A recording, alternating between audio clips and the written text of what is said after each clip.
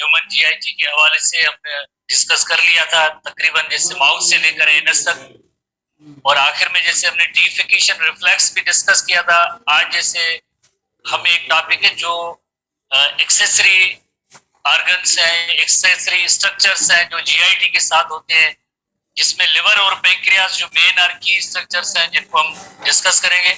हालांकि ये कल भी हमने टॉपिक डिस्कस किया था, आज थोड़ा सा इसको अगेन एक बार और भी थोड़ा देखेंगे लिवर के हवाले से, और थोड़ा सा इंट्रोडक्शन पैंक्रियास का भी करेंगे। लिवर की फंक्शंस को भी डिस्कस करेंगे, पैंक्रियास को भी डिस्कस करेंगे। NTP book, national text book आप अपने साथ रखें, थोड़ा सा एसटीपी बुक के भी उसमें पॉइंट्स वगैरह होंगी तो आप लाइक इनको देखेंगे। ठीक है, तो सबसे पहले जैसे आप देखेंगे लिवर की लोकेशन कहाँ है, प्लेस कहाँ है, जगह कहाँ है, where liver is located. Liver की अगर लोकेशन देखी जाए, जैसे ये जो एब्डोमिनल कैविटी है, एब्डोमिनल कैविटी के अंदर जैसे ये जैसे ग्रीन कलर का जो स्ट्रक्चर दैट इज के उसमें एक right lobe of the liver और ये left lobe of the liver आपको नजर आ रही है। ये लिवर की लोकेशन है, और यहाँ पे जैसे ये गाल ब्लेडर है, और ये स्टमक होता है इस पार्ट में। देन ये स्मॉल इंटेस्टाइन का पार्ट है, और जिसका डायमीटर बड़ा है ये जो लार्ज इंटेस्टाइन है, कल जैसे हमने पढ़ा है। इन सब ऑर्गन की एक स्पेसिफिक पोजीशन होती है, इसी स्पेसिफिक पोजीशन पे ये ऑर्गन्स प्रेजेंट होते हैं। इनकी जगह या लोकेशन हमारे चलने से, उठने से, बैठने से, दौड़ने से या गिर जाने से चेंज नहीं होती है। ये सब अपनी एक स्पेसिफिक पोजीशन पे होते हैं या लोकेशन पे होते हैं। जैसे जो ये कहाँ पे मौजूद होंगे, राइट साइड होगी, right side of the abdominal cavity होगी। जैसे रिब केज, जहाँ पे रिब केज जो खत्म होता है उससे नीचे की तरफ एब्डोमिनल कैविटी में राइट साइड पे लिवर की लोकेशन है। लेफ्ट साइड पे हमेशा ये स्टमक होता है, लेफ्ट साइड पे रिब केज से नीचे जो है एब्डोमिनल कैविटी के अंदर स्टमक होता है, और राइट साइड से ये लिवर की जो है लोब्स होती है। तो लिवर जो अपनी ये सीक्रेशन प्रोड्यूस करेंगे, जिससे हम लिवर की सीक्रेशन, जहाँ पे अगर हम यहाँ पे लिवर बनाएंगे, ये लिवर है, लिवर की सीक्रेशन को जैसे हम बाइल जूस कहते हैं, the secretion of liver is called bile juice. Bile juice सबसे पहले दो हेपेटिक डक्ट में आके कलेक्ट होगी, कलेक्ट किस में होगी, कॉमन हेपेटिक डक्ट, और देन सिस्टिक डक्ट है। सिस्टिक डक्ट गाल ब्लेडर से आता है, गाल ब्लेडर जहाँ पे जो है इसका काम होता है बाइल जूस को स्टोर करना। बाइल जूस का स्टोरेज का काम जो है, स्टोरेज का काम ये गाल ब्लेडर का होता है। ब्लेडर लफ्ज की पीने की जैसे सैग या बैग होती है, तो गाल ब्लेडर का काम होता है कि लाइक ये बाइल जूस स्टोर करते हैं। और देन जो आपको पता है कि ये कॉमन बाइल डक्ट बन जाता है। Common bile duct enters into duodenum, ये पार्ट जो है ड्यूटीनम का है। स्मॉल इंटेस्टाइन का फर्स्ट पार्ट है, that is called the duodenum. Small intestine का फर्स्ट पार्ट जिसे ड्यूटीनम कहते हैं। इसी तरह से आप देखिए यहाँ पे पैंक्रियास स्ट्रक्चर भी होती है, यहाँ पे थोड़ी सी लेबलिंग यहाँ पे नहीं है, इलस्ट्रेशन नहीं है। पैंक्रियास में से पैंक्रियाटिक डक्ट आता है। पैंक्रियास में जो डक्ट होगा बिल्कुल लीफ लाइक स्ट्रक्चर, सेंटर में जैसे आप देखेंगे एक डक्ट, डक्ट की मीनिंग ये होती है जैसे ट्यूब है, जिसके जरिए पैंक्रियास की सीक्रेशन या जूसेस है पैंक्रियाटिक डक्ट से आगे ज्वाइन किसको करेंगे, कॉमन बाइल डक्ट। तो उसके रिजल्ट में जो डक्ट बनेगा उसका नेम होगा hepato pancreatic duct. Hepatopancreatic duct, इस डक्ट को हम कहेंगे hepato pancreatic duct. Hepato liver को शो करता है लफ्ज, जहां बायोलॉजिकल साइंस में पैंक्रियाटिक रेफर्स टू पैंक्रियास, यानी पैंक्रियास की जो सीक्रेशन है जिसे हम कहेंगे पैंक्रियाटिक जूस कहेंगे। पैंक्रियास की सीक्रेशन को हम कहेंगे पैंक्रियाटिक जूस। पैंक्रियाटिक जूस जो पैंक्रियाटिक डक्ट से किस में आके ज्वाइन करेगी, बाइल डक्ट, और ये क्या बनाएंगे आपस में, दोनों जैसे डक्ट मिलके एक सिंगल जो बनेगा, that is called hepatopancreatic duct. Hepatopancreatic duct enters into duodenum, जैसे ये ड्यूटीनम में जो ट्यूब इंटर होता है उसका नेम है hepato pancreatic duct. STB book के अंदर, सिंध टेक्स्ट बुक बोर्ड के अंदर आए थे, जैसे फंक्शंस ऑफ लिवर है 300 पेज होगा, उसमें जैसे फर्स्ट पैरा के अंदर ऐसी सीरीज मौजूद है कि किस तरह से जो डक्ट्स यहाँ से आते हैं, हेपेटिक डक्ट दो राइट एंड लेफ्ट लोब से, और देन जो है कॉमन हेपेटिक डक्ट है। कॉमन हेपेटिक डक्ट के बाद सिस्टिक डक्ट, सिस्टिक डक्ट के बाद बाइल डक्ट है, बाइल डक्ट को आगे ज्वाइन करते हैं बाइल डक्ट, देन पैंक्रियास में से पैंक्रियाटिक डक्ट, दोनों ज्वाइन होके हेपेटोपैंक्रियाटिक डक्ट बनाएगी और hepatopancreatic duct enters into the duodenum. यहाँ पे एक स्फिंक्टर भी होता है, जैसे you know very well smooth muscles के स्फिंक्टर्स होते हैं। जब ये कॉन्ट्रैक्ट और नैरो होते हैं, जब ये कॉन्ट्रैक्ट और नैरो होंगे तो यकीनन कोई भी कंटेंट इसके अंदर जो भी फ्लो कर रहे हैं, पास हो रहे हैं, वो पास नहीं हो सकेंगे जब ये नैरो और कॉन्ट्रैक्ट हो जाएंगे। जब ये स्फिंक्टर्स रिलैक्स होते हैं तो यानी यकीनन इनकी कंटेंट्स नेक्स्ट जो सेक्शन होगा, कंपोनेंट होगा, उसके अंदर जाके दाखिल होगी। तो यहाँ पे एक स्फिंक्टर है, हमारे किसी बुक वगैरह में नहीं लिखा हुआ स्फिंक्टर्स ऑफ ओडाई, याद करने की जरूरत नहीं है। तो इसी तरह से लिवर के हवाले से हमने यही देखा कि लिवर की जैसे मेन जो लोब्स हैं वो दो लोब्स है, एक राइट लोब है और दूसरी लेफ्ट लोब है। जैसे एक और इलस्ट्रेशन है, जैसे डाइजेस्टिव सिस्टम के हवाले से यकीनन जैसे हम थोड़ी सी चीजों को देखेंगे कि किस तरह से ये लिवर पार्ट है और ये जो है पैंक्रियास है, बहुत सारी गॉल ब्लैडर है, गॉल ब्लैडर का सेक्शन है, लिवर का है, और डायफ्रेम जो शीट ऑफ मसल होती है that separates the thoracic and abdominal cavity, और डायफ्रेम उससे नीचे जो है जैसे ये जो लिवर होता है। और उसके बाद जैसे स्मॉल इंटेस्टाइन है तो इनका डायमीटर कम है, लार्ज इंटेस्टाइन जिसका डायमीटर बड़ा होता है, ज्यादा होता है, और लार्ज इंटेस्टाइन उसके बाद टर्मिनल पार्ट इसका रेक्टम होता है, एंड रेक्टम जो है फाइनली ओपन्स आउट, उसके जरिए एक ओपनिंग है that is called as anus, उसके जरिए एनस के जरिए अनडाइजेस्टेड फूड मटेरियल जो है पास आउट हो जाता है। तो उसके बाद जैसे हम देखेंगे लिवर की, जैसे कल हमने थोड़ा बहुत डिस्कस किया था, लिवर की जैसे दो जो बड़ी लोब्स हैं जिन्हें हम कहते हैं right lobe and left lobe, और दो जो है छोटी लोब्स हैं, माइनर लोब्स हैं, जिनकी नेम है, एक कार्डेट लोब है, एक लोब है जिसका नेम है कार्डेट लोब है, और दूसरी एक लोब है जिसका नेम है क्वाड्रेट लोब। हमारे बुक वगैरह में इनकी जैसे लाइक डिस्क्रिप्शन नहीं है, नेम नहीं लिखा हुआ है, तो याद करने की जरूरत नहीं। बड़ी लोब से दो, एक राइट लोब होती है, दूसरी लेफ्ट लोब होती है। एक और इलस्ट्रेशन भी देखते हैं, अच्छी इलस्ट्रेशन इससे कि लाइक कौन कौन सी लोब्स होती है। जैसे लिवर की जो मेन जो दो लोब्स होती है, जैसे एक राइट लोब है, दूसरी लेफ्ट लोब। जैसे ये लेफ्ट लोब है, जैसे ये लेफ्ट लोब, एक राइट लोब भी है, जैसे एक राइट लोब भी है, ये राइट लोब है। बाकी रिमेनिंग जैसे दो लोब्स हैं, एक है कार्डेट लोब है, छोटी सी सेक्शन इसे हम कहेंगे कार्डेट लोब कहेंगे। एक और जैसे लोब है that is called quadrate lobe, quadrate lobe. तो टोटल लिवर की जो है चार लोब्स होती है, लिवर की चार लोब्स हैं, दो मेजर मेन लोब्स हैं जिससे हम कहेंगे right lobe and left lobe. दो इसके अलावा और भी लोब्स हैं माइनर है जिन्हें कहते हैं कार्डेट लोब। लफ्ज याद करने की जरूरत नहीं है क्योंकि बिकॉज हमारे टेक्स्ट बुक में ऐसे टर्म्स नहीं है, क्वाड्रेट लोब ऐसे टर्म नहीं है, याद ना करें, ना ही टेस्ट में कोई सवाल इस तरह के हमारी तरफ से जैसे जीटी वगैरह में नहीं आएगा, बट जहन में होनी चाहिए कि कौन सी जो है माइनर लोब्स है। उसके बाद जैसे आप देखें कि लिवर की जो भी सीक्रेशन होती है, जैसे ये आगे जो है गाल ब्लेडर एक सैक और बैग लाइक स्ट्रक्चर होती है, उसमें आगे स्टोर होता है। और जैसे इसमें एक दो किस्म की जैसे वेन्स होती है, कि हेपेटिक पोर्टल वेन होता है, हेपेटिक पोर्टल वेन आपको पता है कि स्मॉल इंटेस्टाइन से जब भी जैसे यहाँ पे कैपिलरीज का नेटवर्क होता है, और ये कैपिलरीज का नेटवर्क जाके जब लिवर में इंटर होगी, तो लिवर में इंटर होगी तो इस वेन का नेम होता है hepatic portal vein, hepatic portal vein. Hepatic portal vein जो होती है वो स्मॉल इंटेस्टाइन से जो है जो न्यूट्रिएंट्स को डाइजेशन होने के बाद एब्जॉर्ब करके इस लिवर के अंदर ले आएंगे, ये जो भी डाइजेस्टिव फूड होगा। उसके बाद लिवर से जो हार्ट की तरफ जो ब्लड वेसल जाएगी उसका नेम होगा हेपेटिक वेन।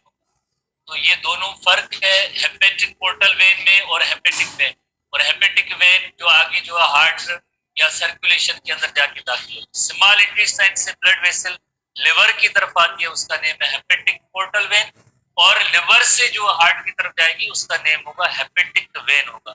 पोर्टल वेन हमें उसे ही कहते हैं जो डायरेक्टली जैसे हार्ट की तरफ ना हो, स्मॉल इंटेस्टाइन से डायरेक्टली हार्ट की तरफ ना जाए, बट इस स्मॉल इंटेस्टाइन से जो चीजें हम खाते हैं डाइजेस्ट होता है वो सबसे पहले लिवर के अंदर आता है। लिवर के अंदर इनकी फर्दर प्रोसेसिंग होती है कि अगर कोई टॉक्सिक मटेरियल है या कोई अनदर कंपाउंड बने, यूजफुल बने, उसकी फर्दर प्रोसेसिंग हो, वो सब लिवर के अंदर होती है। तो नेचर ने हमें एक ऐसा पार्ट या आर्गन दिया है कि जिससे हम जो चीज खाएं एकदम जो है वो ब्लड स्ट्रीम में शामिल ना हो, directly each and every tissue तक ना जाए, उसके लिए क्या है, कौन सा जैसे बीच में पार्ट है दैट इज कॉल्ड एज, उस पार्ट को हम कहते हैं लिवर कहते हैं, जहाँ पे काफी सारे हंड्रेड्स ऑफ केमिकल रिएक्शन होते हैं, प्रोसेसिंग होती है, मेटाबॉलिक फैक्ट्री कहते हैं, liver is commonly called as metabolic factory. तो ये लिवर के बाद ही जो है ये सारी चीजें जो सर्कुलेशन में हार्ट हार्ट की तरफ जाएंगी, तो उस वेन का नेम होगा hepatic when, just hepatic when. Hepatic when and hepatic portal vein में फर्क है, ठीक है। थोड़ी सी और भी जैसे यहाँ पे इलस्ट्रेशन देखेंगे कि हेपेटिक वेन और हेपेटिक पोर्टल वेन में फर्क होता है, ठीक है। जैसे ये लिवर के अंदर जैसे rich supply of blood vessels होती है, तो हमारा इतना ज्यादा काम नहीं है rich supply of blood vessel कौन कौन सी है, बट जैसे एक जहन में होनी चाहिए हेपेटिक पोर्टल वेन, और दूसरी एक वेन जैसे उसका नेम है hepatic when, just hepatic when. तो दोनों में एक फर्क है, हेपेटिक पोर्टल वेन और हेपेटिक वेन में फर्क है। अच्छा, इसी तरह से आप जैसे देख रहे हैं कि लाइक ये सिस्टिक डक्ट का पार्ट है, और ये जो ग्रीन कलर का लेबल पार्ट नजर आ रहा है, तो ये गाल ब्लेडर है, सिस्टिक डक्ट गाल ब्लेडर। और ये ड्यूटीनम जो first part of the small intestine है, इसके अंदर जैसे कॉमन बाइल डक्ट भी इंटर हो रहा है, और ये जो पीछे जैसे एक लीफ लाइक स्ट्रक्चर यकीनन थोड़ी सी आपको यहाँ पे नजर आ रही है, आज जैसे कि हम डिस्कस भी करेंगे इनकी। तो ये जो लीफ लाइक स्ट्रक्चर है, इसके अंदर बिल्कुल सेंटर के अंदर एक डक्ट आ रहा है, इस डक्ट का नेम है पैंक्रियाटिक डक्ट, और ये जो कॉमन बाइल डक्ट है दोनों मिलके जो है हेपेटो पैंक्रियाटिक डक्ट बनाएंगे, और hepato pancreatic duct that opens into the small intestine first part, जिसे कहते हैं ड्यूटीनम। स्मॉल इंटेस्टाइन का पहला पार्ट होता है जिसे कहते हैं ड्यूटीनम कहते हैं। यहाँ पे स्टमक के साथ एक और अनदर जो है एक ऑर्गन होता है दैट इज कॉल्ड स्प्लीन। हमारे बुक में इतनी डिटेल तो नहीं है इस स्प्लीन पार्ट की, बट हम यहाँ पे थोड़ी देर के बाद ही डिस्कस करेंगे कि जो पैंक्रियास का एक सेक्शन जो एंड होता है, टेल होता है, वो इस स्प्लीन से रिलेटेड होता है, स्प्लीन की तरफ होता है, ठीक है। तो आगे हम चीजें ही डिस्कस करेंगे। इस इलस्ट्रेशन का मकसद ये है कि आपको थोड़ा सा आइडिया या अंदाजा हो कि हमारे जो इंटरनल ऑर्गन है किस तरह से, ये लिवर है, द लार्जेस्ट इंटरनल ऑर्गन है, लिवर की लोकेशन है, और यहाँ पे जैसे स्टमक की लोकेशन है, और इसके साथ यहाँ पे पैंक्रियाज होता है, के लूप के साथ पैंक्रियाज होता है। तो लिवर की सीक्रेशन वो भी स्मॉल इंटेस्टाइन के फर्स्ट पार्ट ड्यूटीनम में आके दाखिल होती है। पैंक्रियाज की भी जो सीक्रेशन है जिसे पैंक्रियाटिक जूस कहते हैं, वो पैंक्रियाटिक डक्ट और देन हेपेटो पैंक्रियाटिक डक्ट के बाद स्मॉल इंटेस्टाइन के अंदर अपनी सीक्रेशन इंटर करते हैं, दाखिल करते हैं। तो इसी तरह से हम थोड़ी सी आगे चलते हैं, इसमें जो हमारे बुक के हवाले से जो पॉइंट्स हैं कि लाइक लिवर का फंक्शन या रोल क्या है, तो लिवर के फंक्शन के हवाले से जैसे लिवर की जूस और सीक्रेशन होती है, the secretion of liver is called as bile juice, secretion और juice of liver is called as bile juice. और बाइल जूस के अंदर स्पेशली जो बाइल साल्ट्स होते हैं उनका बहुत ही बड़ा इंपॉर्टेंट रोल है, जो इमल्सिफिकेशन ऑफ फैट्स में इनका किरदार होता है। जैसे एक फैट का जो ड्रॉप है, ये छोटे छोटे ड्रॉपलेट्स में जब ब्रेक होता है, जब छोटे ड्रॉपलेट्स में जब ये ब्रेक होगा, तो यकीनन इसके ऊपर जो है काफी सारे एंजाइम्स जो हर एक ड्रॉपलेट के इर्द गिर्द जो है एक्ट करेंगे। एंजाइम का नेम होता है लाइपेज, जो इन ड्रॉपलेट्स को जैसे फैट के ड्रॉपलेट्स को डाइजेस्ट कराएगा। बट ये किसकी मदद से होगा, ये होगा बाइल साल्ट्स की मदद से। जब बाइल साल्ट्स बड़े फैट की किसी ड्रॉप को छोटे ड्रॉपलेट्स में जिससे ब्रेक करें, हाइड्रोलाइज करें, ताकि ये वाटर सॉल्युबल हो, और वाटर सॉल्युबल होने के बाद देन लाइपेज का एक्शन हो, देन यही जो फैट है फैटी एसिड एंड ग्लाइसरॉल में आगे ब्रेक हो सकती है। बिकॉज आपको पता है कि लिपिड्स और fats are broken down into fatty acid and glycerol, fatty acid and glycerol में ब्रेक होते हैं। बट उसके लिए डायरेक्टली जैसे अगर यहाँ पे लाइपेज एंजाइम हो ना, फैट के ऊपर डायरेक्टली लाइपेज एंजाइम, तो लाइपेज एंजाइम का कोई भी एक्शन नहीं हो सकता है। व्हाई? बिकॉज ये जो हाइड्रोफोबिक सरफेसेस होती हैं, तो इनकी हाइड्रोफोबिक सरफेस होने की वजह से ये वाटर सॉल्युबल नहीं बनेगा। और जिस तरह से ये बाइल साल्ट्स का जब एक्शन होता है, तो फिर ये छोटे छोटे ड्रॉपलेट्स में ब्रेक होगा, और इस प्रोसेस को हम कहेंगे emulsification of fats. The phenomena is called emulsification of fats. जैसे हम एक कॉमन एग्जांपल लेते हैं कि जैसे डिटर्जेंट्स होते हैं, डिश वॉशिंग में इस्तेमाल होते हैं, तो ऑयली जो बर्तन होते हैं तो उसमें जो जस्ट पानी से साफ नहीं होते हैं, बट उसके अंदर एक खास किस्म का एक सोप इस्तेमाल होता है। उसके बाद जैसे वो ऑयल जो है वो वहां से बर्तनों से साफ हो जाता है। बिल्कुल इसी तरह से जब तक बाइल साल्ट्स का एक्शन नहीं होगा, बाइल साल्ट्स का, तो मींस लाइपेज एंजाइम इन पे एक्ट नहीं कर सकता, लाइपेज एंजाइम। तो bile salts reduce the surface tension of fat globules and emulsify them into droplets, thus increase their total surface area। जब मेनी ड्रॉपलेट्स होंगे तो सरफेस एरिया बढ़ जाएगी और इस प्रोसेस को हम कहेंगे इमल्सिफिकेशन कहेंगे।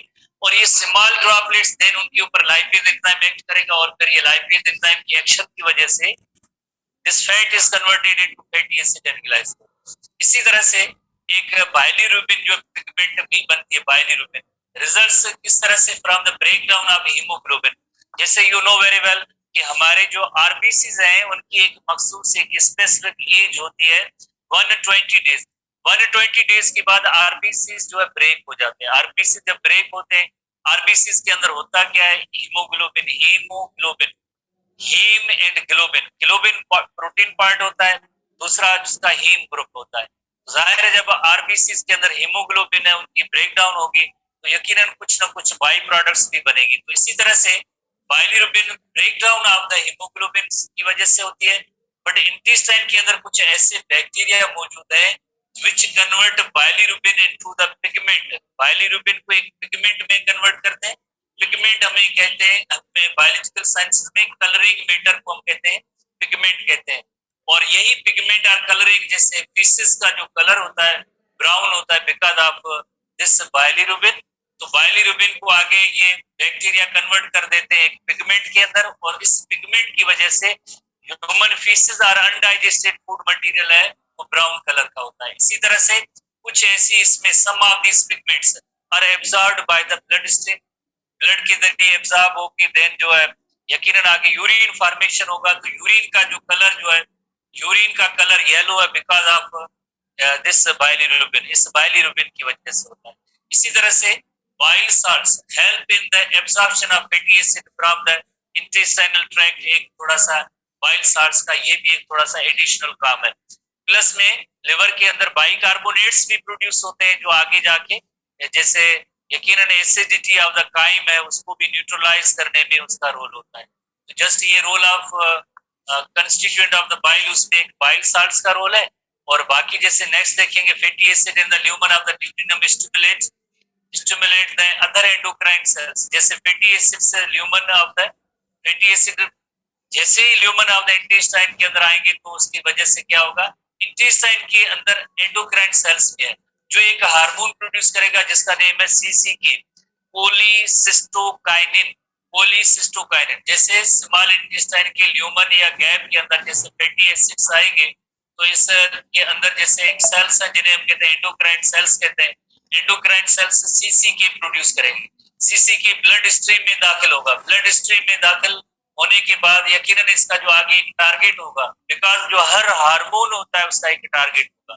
तो सीसीके आगे किसको स्टिमुलेट करेगा, किस पे एक्शन करेगा, contraction in the smooth muscles of the gall bladder. Gall bladder के अंदर जो स्मूथ मसल्स हैं उनके अंदर कॉन्ट्रैक्शन, जिसकी वजह से गॉल ब्लैडर के जितने भी कंटेंट्स होंगे स्मूथ मसल्स के अंदर जितनी कॉन्ट्रैक्शन होगी स्मूथ मसल्स के अंदर वो then gall bladder allowing the release into the duodenum. उसके गॉल ब्लैडर के अंदर जो बाइल यूज होती है वो आके जैसे ड्यूटेनम में आके दाखिल होती है। इसी तरह से acidic chyme, acidic chyme in the lumen of the duodenum. जब एसिडिक काइम जैसे अभी हमने पढ़ा कि ल्यूमन के अंदर अगर फैटी एसिड्स आएंगे तो एंडोक्राइन सेल सीसीके प्रोड्यूस करेंगे, सीसीके ब्लड स्ट्रीम में दाखिल होगा और जाके गॉल ब्लैडर के स्मूथ मसल्स को कॉन्ट्रैक्शन कराएंगे। रिजल्ट में क्या होगा, रिजल्ट में बाइल जूस जैसे रिलीज होगी, बाइल जूस रिलीज होकर आके ड्यूटेनम में दाखिल होगी। इसी तरह से अगर एसिडिक काइम, अगर एसिडिक काइम ल्यूमन में आता है, ल्यूमन ऑफ द ड्यूटेनम, इसकी वजह से स्टिमुलेशन एक और एंडोक्राइन सेल्स को जैसे एक और हार्मोन सीक्रेटिन हार्मोन प्रोड्यूस होगा। सीक्रेटिन हार्मोन भी एंडोक्राइन जैसे एक ग्लैंड्स की प्रोडक्ट है, हार्मोन है और ड्यूटेनम के सेल्स वही प्रोड्यूस करते हैं। और secretin produce by duodenum is carried through the circulatory system because जो भी हार्मोन है चाहे सीसीके हो या सीक्रेटिन हो, जैसे सीक्रेटिन हो ब्लड स्ट्रीम में दाखिल होंगे। वो ब्लड स्ट्रीम में दाखिल होने के बाद उनका एक पर्टिकुलर टारगेट होगा, उस पर जाके एक्शन करेंगे। देन जो है उसका टारगेट यकीनन आगे जो सीक्रेटिन हार्मोन का एक टारगेट लिवर भी है, जहां उसको स्टिमुलेट करेंगे कि आप जो है बाइकार्बोनेट रिलीज करें। बिकॉज स्टिमुलस क्या है, स्टिमुलस था एसिडिक काइम था, अब बाइकार्बोनेट से रिलीज होंगे। जैसे बाइकार्बोनेट से रिलीज होंगे तो they neutralize the acidity of the chyme. तो ये भी एक जैसे सीक्रेटिन हार्मोन का रोल है, ठीक है, सीक्रेटिन हार्मोन का रोल है। तो उसके बाद जैसे फंक्शंस ऑफ लिवर में और भी जैसे हम डिस्कस करेंगे कि फंक्शंस ऑफ लिवर में कौन कौन सी चीजें, जैसे अदर फंक्शन में जैसे perform important digestive and excretory function, storage भी है, प्रोसेस न्यूट्रिएंट सिंथेसिस। और सबसे पहले अब हम स्टोरेज की फंक्शन के हवाले से आते हैं कि हेपेटोसाइट्स, हेपेटोसाइट्स किसे कहते हैं, लिवर सेल्स को कहते हैं। Liver cells are commonly called hepatocytes, can remove excess sugar from the blood and store in the form of glycogen. एक लिवर के अंदर और ह्यूमन बीइंग में लिवर में भी ग्लाइकोजन स्टोर होती है, मसल्स में भी ग्लाइकोजन स्टोर होती है, यू नो वेरी वेल। तो लिवर के अंदर जो ये ग्लाइकोजन स्टोर होती है तो किस तरह से, हम एक नेक्स्ट हेडिंग में आते हैं, glucose is converted into glycogen by the help of insulin hormone. हमने मेरी टाइम जैसे पढ़ा है। And they also store fat, vitamins, vitamins को भी स्टोर करते हैं, कौन से, एबीडी के, ये विटामिन को स्टोर करते हैं। टोकन टाइप के सवाल है, क्रेमिंग टाइप के सवाल है, मेमोराइजेशन के सवाल है कि कौन से विटामिन स्टोर करते हैं। अक्सर स्टूडेंट पूछते हैं कि कैसे विटामिन स्टोर करेंगे, कौन सा फिनोमेना होगा, अगर उनके ऐसे जहन में, हमें समझ में नहीं आता है कि ये किस तरह से होगा। मुझे भी समझ में नहीं आता है कि ये मोबाइल से जो है ये वेव्स कैसे जाती हैं टावर्स तक, सिग्नल तक, और जिसको मैं कॉल कर रहा हूँ या मैसेज कर रहा हूँ, क्या फिनोमेना मुझे कोई पता नहीं। बट एटलीस्ट मुझे ये मालूम है कि कॉल किस तरह से की जा सकती है या मैसेजेस किस तरह से किए जा सकते हैं। तो हमें तो इतना ही सीखना है, इसमें आगे फिनोमेना क्या होता है तो उसका तो हमारा ये मतलब नहीं है, नहीं हमारा ये सब्जेक्ट है, ना ही इस पॉइंट पे जैसे हम पढ़ सकते हैं। तो इसी तरह से जैसे अक्सर स्टूडेंट्स के जहन में होते हैं, फिर जब ये ऐसे सवाल खलफशार जैसे जहन में होते हैं तो देर कहते हैं हमें तो कुछ समझ भी नहीं आता है। तो आखिर में ये होता है हमें कुछ समझ भी नहीं आता है, ये ऐसी चीजें भी करते हैं स्टूडेंट। तो कहने का मतलब है जो टारगेटेड जो चीजें हैं, फोकस चीजें हैं, वो पढ़े बायोलॉजी के अंदर, ताकि आपका जो पर्पस है, मकसद है, वो हल हो जाए। आपका मकसद है कि इंट्री टेस्ट में आप अच्छा स्कोर लें, ताकि आपकी जो आगे किसी मेडिकल इंस्टीट्यूट में आपका जो एम है वो पूरा हो सके। बट इससे पहले भी जो है काफी सारे हर किस्म के जैसे स्टूडेंट्स हैं तो उनके कुछ नहीं करते हैं। बट सिंपली हम यहाँ पे यही बताएंगे कि आपके लिए जरूरी है कि आप फोकस्ड स्टडी करें, फोकस्ड स्टडी। तो कापर्स भी, आयरन भी सब स्टोर करते हैं। तो इसी तरह से काफी सारे सेल्स वगैरह भी होते हैं। तो खास तौर पे अभी हमने जैसे metabolic role of the liver है, इसको डिस्कस करें। बहुत इंपॉर्टेंट पॉइंट है, जैसे आज के दिन के हवाले से टॉपिक ही ये आज स्टार्ट होता है। ये सारी चीजें कल हमने डिस्कस की थी, अगेन एक बार हमने जैसे डिस्कस किया है। तो एक लिवर के अंदर प्रोसेस होता है जिससे कि ग्लूकोजेनेसिस, दूसरा प्रोसेस होता है जिससे कि ग्लाइकोजेनोलाइसिस, तीसरा प्रोसेस होता है उसे हम कहेंगे ग्लूकोनियोजेनेसिस। बहुत ही इंपॉर्टेंट टर्म्स हैं, यकीनन जो आप इन टर्म्स को याद करेंगे जरूरी है, टर्म्स को याद करना जरूरी है।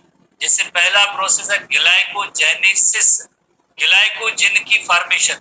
ग्लाइकोजन की फॉर्मेशन कैसे होगी, जब ब्लड के अंदर ग्लूकोज एक्स्ट्रा होगी, एक्सेस में होगी, तो glucose is converted into glycogen. Glucose glycogen में कन्वर्ट होती है by the action of insulin hormone, insulin hormone की मदद से। तो इस अमल को हम कहेंगे ग्लाइकोजेनेसिस, यानी फॉर्मेशन और प्रोडक्शन ऑफ ग्लाइकोजन। और ये काम कहाँ होता है, ये काम लिवर के अंदर होता है। तो यानी जब glucose is converted into glycogen, process is called glycogenesis, glycogenesis यानी ग्लाइकोजन की फॉर्मेशन हुई। कहाँ से फॉर्मेशन हुई है, ग्लूकोज जब एक्स्ट्रा था। यानी नॉर्मल रेंज है कि ग्लूकोज की 90 मिलीग्राम पर 100 millilitre of the blood, 100 millilitre of the blood, ये नॉर्मल रेंज है। उससे अगर ज्यादा होगी, एक्सेस में होगी, तो ये ग्लाइकोजन में कन्वर्ट होती है।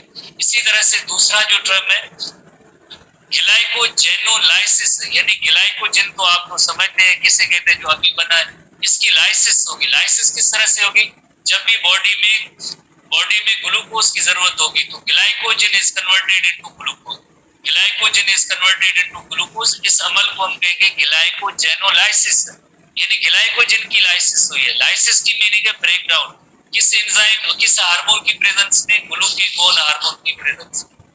in the presence of glucagon hormone. Glucagon hormone. Glucose is converted into glycogen by the action of insulin. Glycogen is converted into glucose जब भी नीडेड जरूरत होगी, जब हम अगर खाना ना खाएं ना मिले तो फिर रिजल्ट ये होगी कि glycogen is converted into glucose. ये ऐसे भी हो सकता है। तीसरा जो फिनोमेना है वो ये है कि ग्लूकोनियोजेनेसिस। ग्लूकोनियोजेनेसिस का मतलब है जैसे ग्लूको रेफर्स टू ग्लूकोज, जेनेसिस की मीनिंग है फॉर्मेशन, ग्लूकोज की फॉर्मेशन हुई है। बट कहां से ग्लूकोज की फॉर्मेशन? हमने अभी पढ़ा है कि glycogen is converted into glucose. नहीं, जो अमाइनो एसिड्स या नॉन कार्बोहाइड्रेट सोर्सेज है उनसे अगर ग्लूकोज की फॉर्मेशन हो तो उसे हम कहेंगे gluconeogenesis. Gluconeogenesis. Glucose is synthesized from amino acids और फैटी एसिड। अमाइनो एसिड या फैटी एसिड ये नॉन कार्बोहाइड्रेट सोर्स है।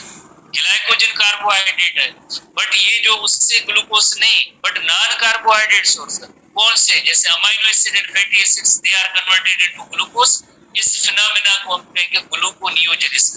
तो सिंपल वर्ड्स में यानी जैसे ग्लाइकोजेनेसिस का अमल भी लिवर के अंदर होता है, ग्लाइकोजेनोलाइसिस का भी अमल जैसे लिवर के अंदर होता है, और ग्लूकोनियोजेनेसिस का भी प्रोसेस, तीनों प्रोसेसेस जैसे लिवर के अंदर होते हैं। ये लिवर की ये प्लेस या जगह। उसके बाद एक और function denaturation of fatty acid and phosphorylation of fatty acids takes place in the liver. किस तरह से? ये जैसे हमारे बुक के अंदर पॉइंट नहीं है, फैटी एसिड से आगे कीटोन बॉडीज बनती है। फैटी एसिड से लिवर के अंदर प्रोसेस होगा कीटोन बॉडीज, और कीटोन बॉडीज जो है from fatty acid ketone bodies बनेगी। कीटोन बॉडीज से आगे चल के एसिटाइल कोएंजाइम ये बनता है, और एसिटाइल कोएंजाइम क्रेब्स साइकिल में जाता है जहां पे एनर्जी की प्रोडक्शन होती है। अगर कीटोन बॉडीज जो कहां से बनती है? फैटी एसिड से बनती है।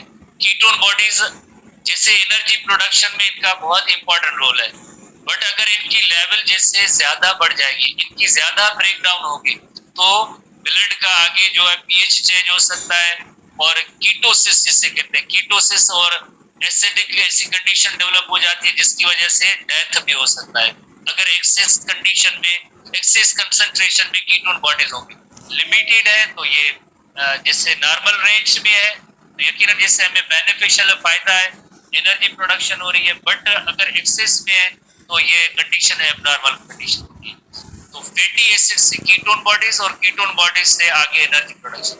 इसी तरह से एक्सेसिव अगर अमाइनो एसिड है, जैसे बिकॉज जैसे हर चीज जैसे स्मॉल इंटेस्टाइन से डाइजेस्ट होने के बाद एब्जॉर्ब होकर लिवर के अंदर आती है। अगर लिवर के अंदर जैसे अमाइनो एसिड्स एक्सेस में है तो अमाइनो एसिड ये कहाँ जाएगी? इन अमाइनो एसिड्स के अंदर एक फिनोमेना होता है जिसे कहते हैं डी अमाइनेशन। जिन्होंने इंटर क्लास पढ़ा है, एसटीबी बुक पढ़ा है, चैप्टर 1 पढ़ा है, उसके अंदर ये प्रोसेस मौजूद है, D amination and urea cycle की हेडिंग पे। यानी अमाइनो एसिड से अमाइनो ग्रुप की रिमूवल को हम कहते हैं।